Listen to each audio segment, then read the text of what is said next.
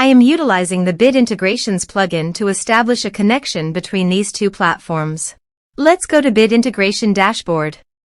Create integrations. Search and select Bit Form as a trigger. Select a form. Next, search and select Insightly. Give here an API key and API URL. Below the API URL, there is an example of the API URL. Follow the instructions, go to the Insightly dashboard. Copy your site's API URL and paste it on the integration site.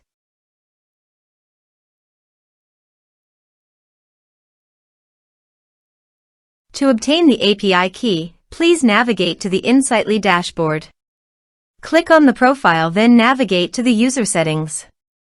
Scroll down, copy the API key and paste it on the integration site.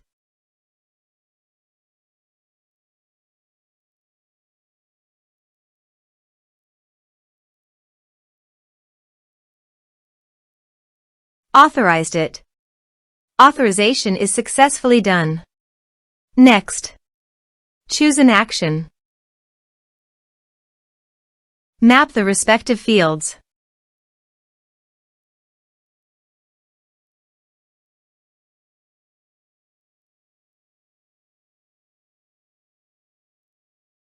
Here are some advanced features in actions and conditional logic. You can use it for your requirement. Next, finish and save it.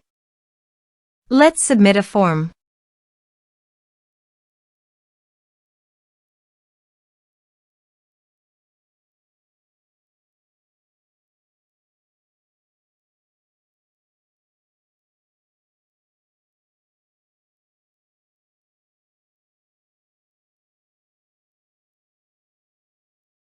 Submit the form.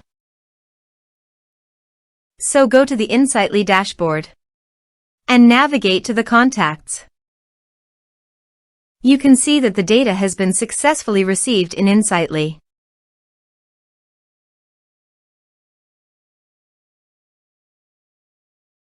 Thanks for watching.